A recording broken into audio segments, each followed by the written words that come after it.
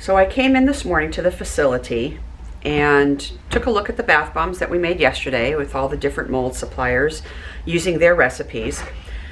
And I went to go and move one of the donut molds from Cada, and look what happened. Just from me trying to pick it up, I guess I was pressing too hard. When I was trying to pick that up off that corner, I just grabbed it and went to go pick it up, and that whole thing just crumbled right away. So that's concerning. I've never had that happen before, ever.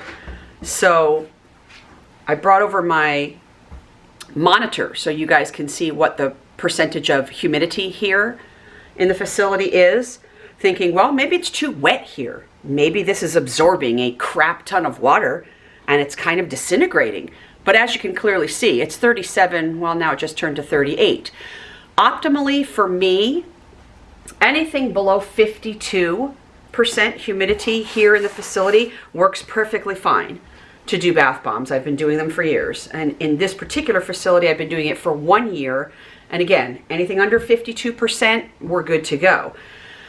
So I'm going to conclude from that I'm sorry, you guys, please don't hate me. Please don't kill me. I am not trying to, say bad things or bash anybody or, whatever.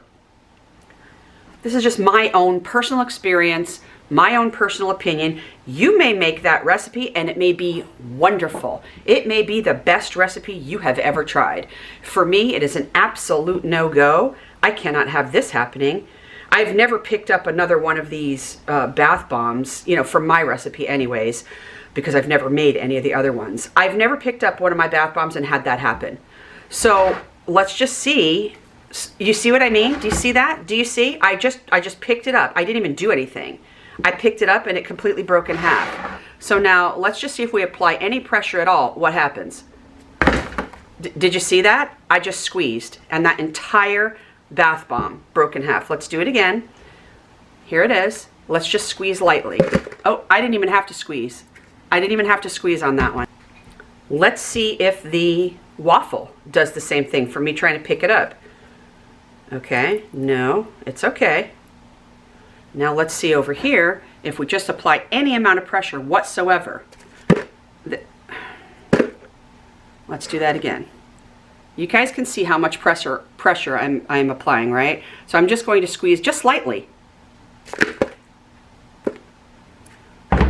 That is a complete no-go for me. So that recipe, in my personal opinion and in my personal experience, is not a good recipe. That's disappointing. Let's take a look at, I pretty much kind of know as far as chunka dust is concerned, but let's just, we're going to be fair about this, right? We're going to be fair about it, and we're going to do everybody's, okay? So let's pick up this wrench, and this was from chunka dust. And let's see if the same thing happens if I apply just the slightest amount of pressure. Let's see. I'm pushing hard, you guys. And I'm pushing hard on a stress point. And it's not budging, okay? Let's try it with their awareness ribbon. Same thing. I'm gonna go right here on this stress point because that's where it would break if it was gonna. And I'm gonna, you guys can see the pressure. I'm pushing. You see the pressure I'm applying? Nothing is happening to that. Okay, so chunka dust recipe, like I said yesterday, is the best out of the three. Cada, no-go. Horrible recipe, in my personal opinion. I'm so sorry, you guys. Really, I'm not trying to bash.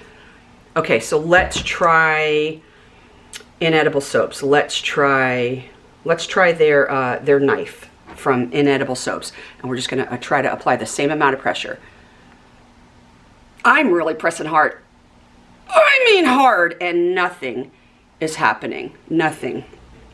Let's try doing it on their bloody handprint. You guys can see the pressure that I'm using. Ready? Here we go. Nothing is happening to that one. Okay, so we've done chunka dust. We've done Inedible Soaps. And then with the Maker Shop, I used my own recipe. So let's just see. We did the Maker Shop. Let's just do a heart. This is my recipe. Okay, so let's squeeze. Nothing is happening. Okay, let's do, what other one did we do? Well, it's not really fair to do the egg because of the shape of it. I don't think that that's going to break. If it was going to, and if it was a bad recipe, I don't think it would regardless. What else did we do from the Maker Shop? Oh, let's try the apple, okay? Again, this is my recipe, so let's just squeeze. Nothing is happening.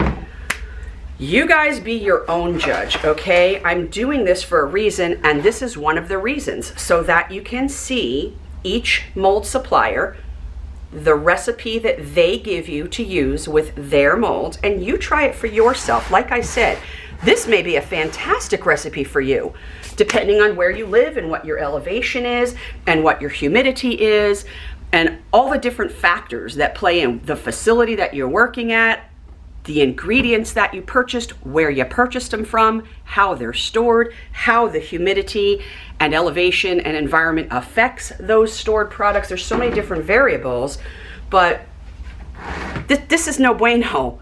I can't, what are you supposed to do with this? I mean, I can't, there's no way. Can you imagine a little child picking this up to go and put it in the bathtub and then, oh, mommy, look what happened just for me picking it up. I was just shocked when I came in and tried to pick that up off of there, and the whole thing, I was like completely blown away, y'all. All right, anyways, enough of all of that kind of nonsense. You make your own decision based on what I have shown you here, the recipes, the molds, blah, blah, blah. Make your own decision. This is my experience. No bueno. Give me just a second, you guys. We're going to pick up where we left off last night, and we're going to do the rest of the molds that I didn't get to finish last night because I was here until midnight and I was tired. So, hold on. We'll be right back.